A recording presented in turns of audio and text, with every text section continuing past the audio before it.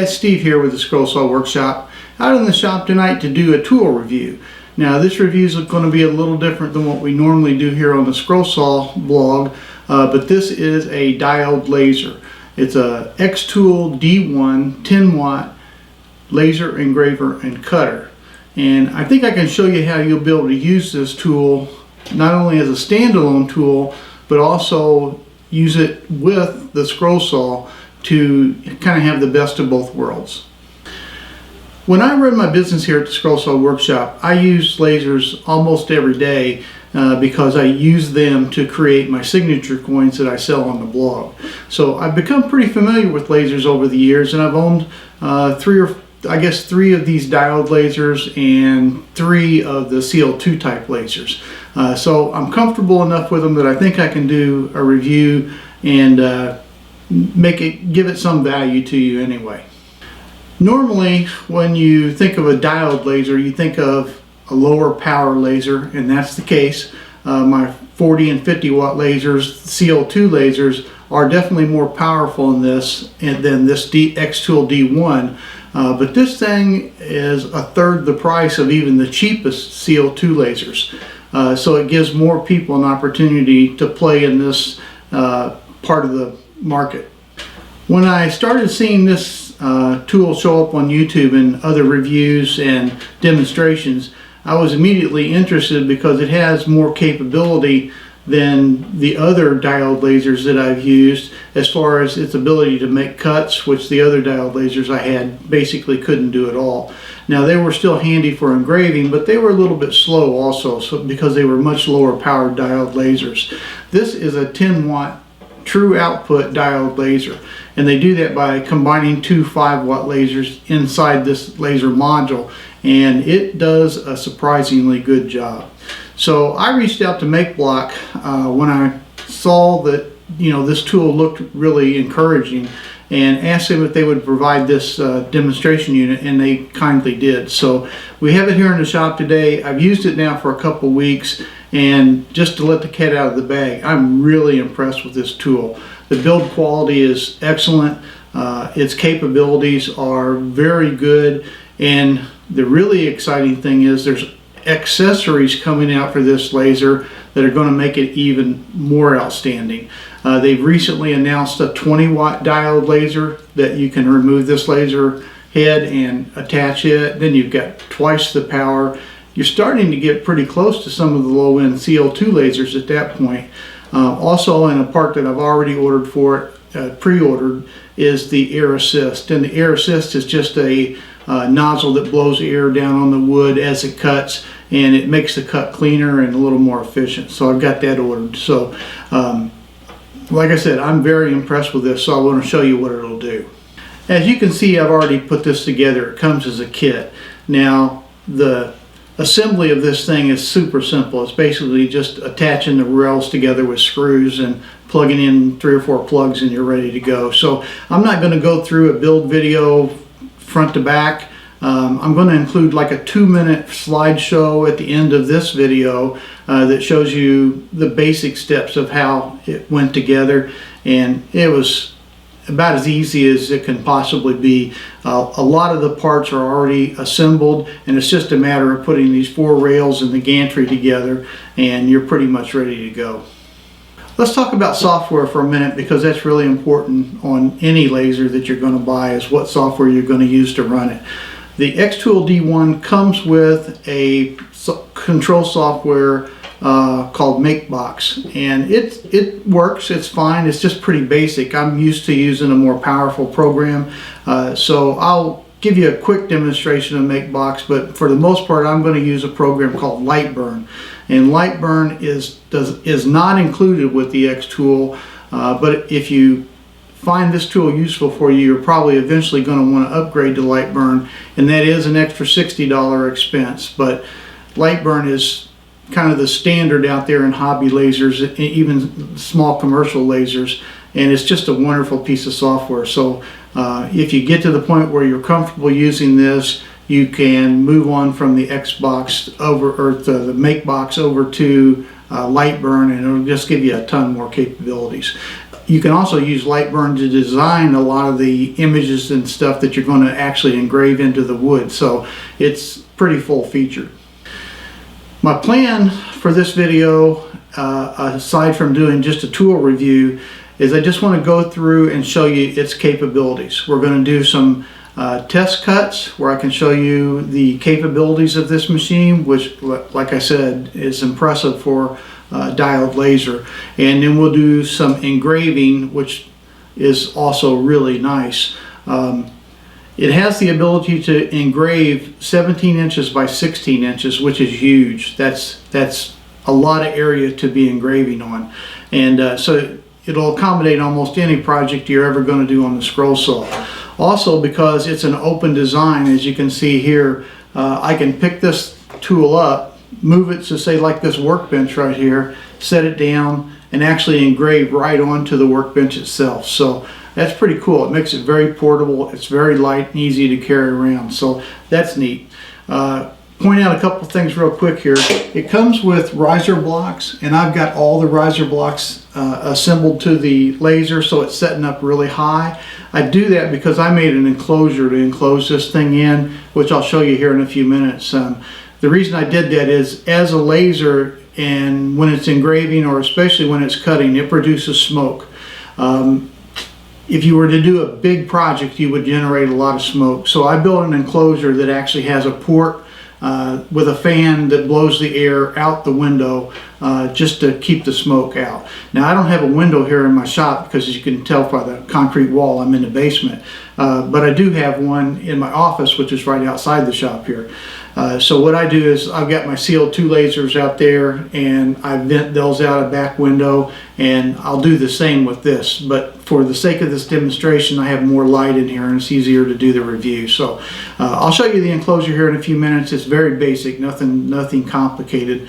But if you are in an area where the smoke might be a problem, you're going to want to build some kind of enclosure, or at least some kind of a way to get the smoke out the door. If you're out in a garage, obviously you could just open the garage door and you're going to be fine. When they sent me this laser, they also included an accessory that's not included in every package. This is the Rotary Tool, and basically what this does, you can attach this to the laser and you can actually engrave on cylinder type objects, like, say, a water bottle or something like that. So this is a really cool accessory. It does add a little bit to the price. If that's the kind of thing you want to do, it's a reasonable price for a pretty good product. I haven't used it yet, and so I won't be reviewing this part here in the video, but just so you know, it's available. I'm going to get in a little closer here now and show you a few features of this real quick, and then we'll do some test cuts and some test engraves. First of all, this laser does include a set of safety glasses. Lasers, obviously are powerful enough to cause you a problem with your eyes, so you always want to wear your safety glasses when you're using this laser. I build this little bed of nails right here to set my wood on when I'm burning, and I do that because I want the smoke that's underneath the piece to be able to get away easy and to keep it from scorching the bottom of the wood. So this obviously does not come with the xTool, but you do want some kind of piece to put the wood down on to keep it from marring the table beneath or anything like that. So there's several options you can do, but to me it was just easy to make this little nail board, and it's just simply a sheet of metal with a bunch of roofing nails super glued to the surface, and so far it's worked out pretty good. And I have these little magnetic clamps that I use to hold the board down. So you're going to see this, but again, understand that's not part of the xTool. So with that, I'm going to show you some just basic engraving on a Scrollsaw project. The first test I want to do here is I've got this little Scrollsaw basket that I made, and one of the things that's always nice to do is to be able to sign your project. So what we can do is we can use this xTool D1 laser to put our signature on the back of this, the bottom of this bowl. So that's what we're going to do right now. So in this case, I can just set this directly down onto the workbench because it's obviously not going to, we're just going to engrave, we're not going to cut. So I'll set it down right here. Now let's talk about one thing that's important when you're using a laser is the height of the laser to the surface that you're going to engrave is critical. In other words, it has to be the laser beam has to be in focus. And Makeblock has made that almost foolproof on this machine. What they've done is you slide the laser module over the piece you're going to engrave, and then over here on the side there's a little rod that comes down, and you push it all the way down, and you loosen the thumb screw on this side, raise the module up and down until that bar just touches the surface of the wood. Then you can move this bar back up into its storage position and you're in focus. It's just that simple. So I'm going to set this up and we'll do a little test engrave here. I got my laptop hooked up to the laser, and I've just simply loaded Lightburn and I've typed in handcrafted by Steve Good. And that's the engraving, very simple, that we want to put on the bottom of this little basket.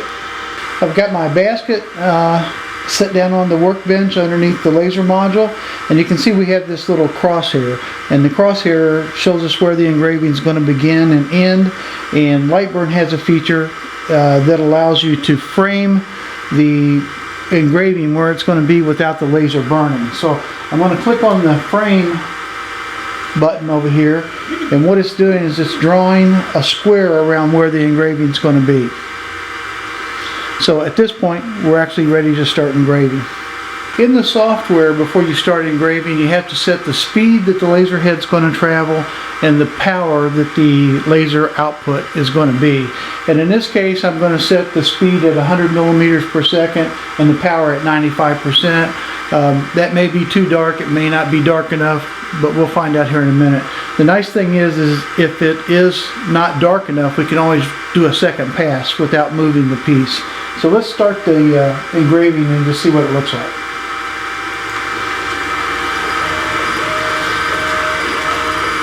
And you can see that this xTool D1 diode laser is fast.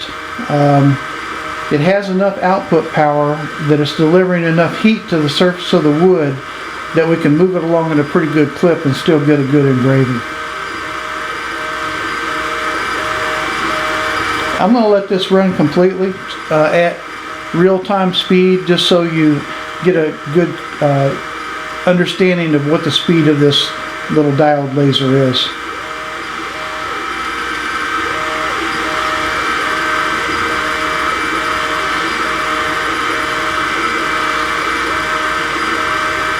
You can also see, or you may not be able to see, that we are generating smoke. You get a little less smoke when you're engraving than you do when you're cutting, but this smoke right here in my basement, if I ran this for 10 or 15 minutes, it would probably be more than I would want to deal with. So like I said, I built an enclosure that's got a fan that blows the smoke out the window, and that eliminates that problem almost 100%.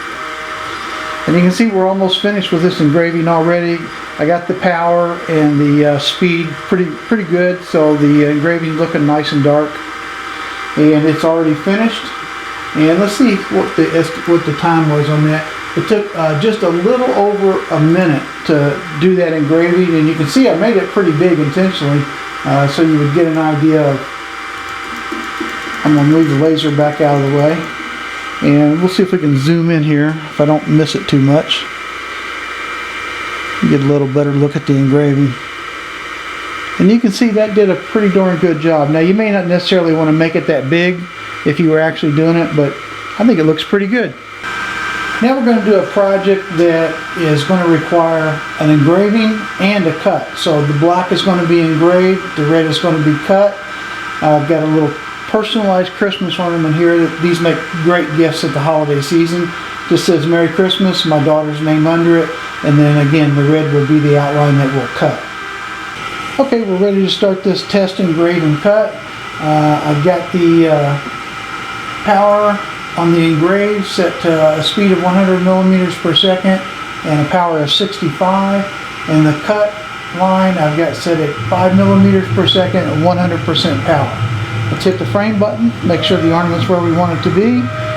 Looks good. Let's hit start. Now, I probably won't let you watch this whole thing because it's going to be, let's take a look. It's going to take 8 minutes and 22 seconds to complete this full ornament. So I'll let it run here just for 60 seconds or so. We'll stop it and then we'll come back when it's just about done.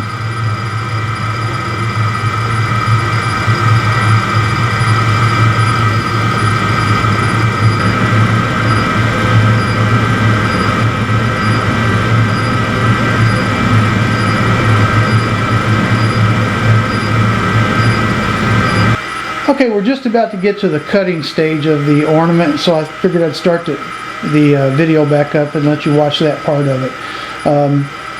It takes a little while to get your settings to where you've got the right amount of black in the burn and the correct amount of power to make a clean cut.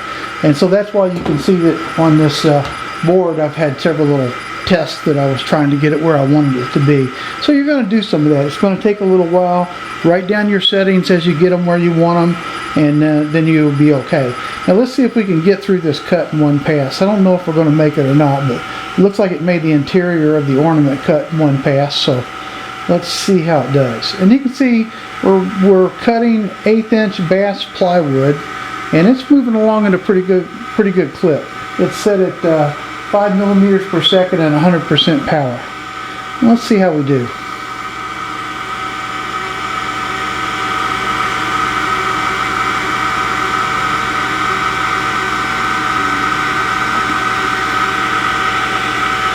There's a learning curve with these lasers. It takes a little while to get a feel for the different settings and the different types of wood, because each wood that you use will have a little bit of a different setting that it needs. Let me move the laser head out of the way, and we'll take out our ornament. And you can see we got a nice clean cut on the very first pass with a beautiful little customized Christmas ornament. I cut this one a little small just to make it go a little faster, but if you got this up to size, you're probably talking about 10 minutes, 10.5 minutes to do one ornament that's customized, so that's not bad at all. I'm going to give this a little sanding to get rid of some of the burning, then I'll show you the finished product. I took the ornament over to the workbench, just did a quick little sanding on it. I haven't put a finish on it or anything, but I think you can see the detail and the darkness of the engrave we got. It's just absolutely outstanding. This little xTool D1 laser does a great job of engraving, and you can see on a single pass we got through 1/8 inch with no problem at all. We'll do one more test cut here. We'll do some 1/4 inch and see how we do on that as far as cutting. I put some 1/4 inch thick bass plywood down on the bed here, and we're going to do some test cuts. Just going to test by cutting a small square. I've got the speed still set at 5 millimeters per second, which I'm pretty comfortable it will not get through in a single pass on that. So what we'll do is we'll run one pass, then we'll run two, and we'll wait and see how many passes we have to get before it cuts out. And then at that point we can set that as the number of passes it requires. I could probably get through this board in one pass if I set it down to 1 millimeter per second, but it really starts to scorch the board pretty bad. So even at 5, that may be too slow. We may end up bumping it up to even as much as 10 just to keep the scorch down a little bit. But let's see what happens when we run it at 5. Speed, 100 power, and we'll do individual passes until we get to it. Frame it. Okay. Start.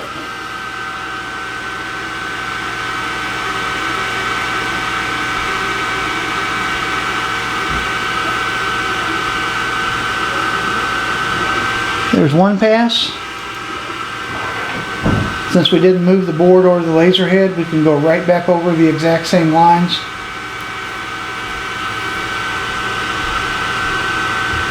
Two passes. Sometimes you can watch the board, and when you start seeing smoke come out from underneath the board, you know you're about to get through. Let's see how we do here. Next pass. I guess this is pass number 4.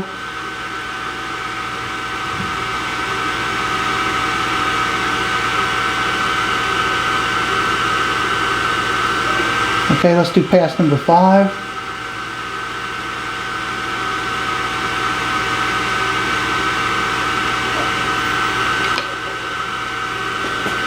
And I think we just got through. You saw that the piece fell out. So in 5 passes at 100% power and 5 millimeters per second, we were able to get through that 1/4 inch piece of board. So now when we go back and do our settings, we can set it that we know it has to do at least 5 passes to get through it. But that's pretty impressive to get through a 1/4 inch piece of plywood in just 5 passes. So really happy with that. Let me show you another project that I did a while back that I think is pretty cool. This is a Scrollsaw project that, in this case, one of the boards I used was 3/4 inch thick. So obviously with a laser of this power, you're not going to cut through that kind of wood. Plus you wouldn't want all the scorching on it even if you could. So what I did is I made the box on the Scrollsaw, and then I just simply took the lid and customized it with a little seam. So I took this box from just a plain ordinary box to a really nice gift that you could give someone. So the possibilities with the laser and the Scrollsaw together are really just unlimited. Like I talked about in the video, these machines produce smoke. So it's really handy to have them in an enclosure that you can put a vent on the side and use some dryer vent holes and put the hose out a window to get rid of that smoke. I built this very simple little box out of MDF, 1/2 inch MDF, and a little bit of acrylic for a top that I can see through, and it does everything I needed to do. And I'll show you that over here on the side, over here, I've got a vent that goes out and I can attach my dryer hose to. I run the power through a little hole on the other side, and I've got a light mounted in here so I can see what I'm doing. Now I'll get up here a little closer and show you how the laser goes in and how it comes out. Like I was saying, I didn't do anything fancy, so let me show you how this comes apart. It's very simple. You just open the lid, this surround comes off, not even nailed on or anything, it's just sitting there. Then this back hinge part comes off, and you're ready to take the laser in and out of the box. I'll move the video up here a little closer so you can see inside. As you can see, the laser's just sitting in here on its risers. This is the vent over here that takes the smoke out to the window. The light's over on this side. A very simple constructed box with a little bit of a lid on it, and that's all there is to it. I made the box tall because I wanted to keep all the risers on it so I could get larger items underneath the laser. I will probably eventually build a device that I can raise the bed of nails up and down either automatically or with a crank. Right now what I do when I want to get the bed of nails a little higher is I just take a piece of wood, a couple of pieces of wood, set it down in the bottom until I get the height I need. That's probably the next project I'll work on. Just that simple. There's some plans out there on the internet for enclosures for these that are much more sophisticated and nicer looking than what I've done, but this works fine. Let's wrap this up. Let me give you my opinions, what I think about this tool, which I think is pretty clear at this point that I really like it. If you are a Scrollsaw user, you can do everything you need to do on the Scrollsaw. But if you want to add a little bit more, just another touch, some customization maybe, even just sign the product, this is a wonderful machine to help you do that. There is a learning curve. There's not only a learning curve to learn how to get the settings and the laser set up to work the way you want it, although that's a pretty quick learning curve. There's also the learning curve where you need to be able to design the graphics that you're going to engrave on there. Now that's also pretty easy, and I'm not going to go into all that right here, but you can use programs like Inkscape, which is free, to design your graphics. There's tons of tutorials out there on how to use Inkscape. You just simply send the output of Inkscape to this printer or to this laser engraver, and you're done. It's really that easy. I think you can see from this little ornament that the output of this laser is really good. It literally does rival, if not surpass in some cases, the output of a much more expensive CO2 laser. So the xTool D1 10-watt laser comes in 4 different configurations. You can either get the 5-watt laser with and without the rotary accessory, or you can get the 10-watt laser with or without the rotary accessory.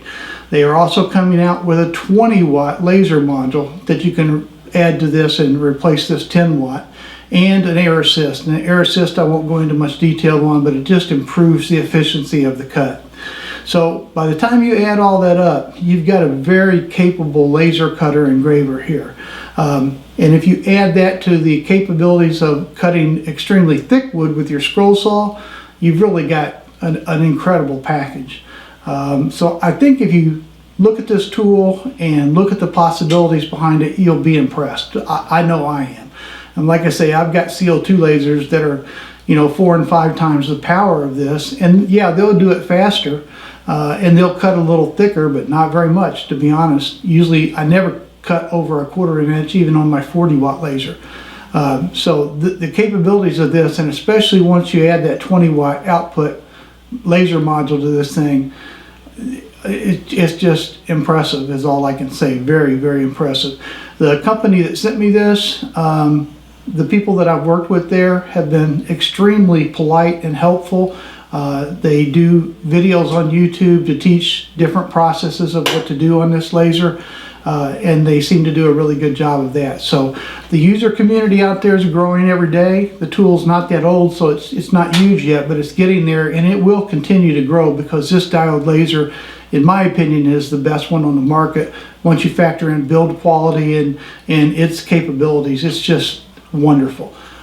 So I think I'll stop there. The last 2 minutes of this video will be the build slideshow, so you can stop now if you don't need that. And again, it's pretty basic stuff, so there's not much there, but if you want to watch another 2 minutes, it'll be there on the end.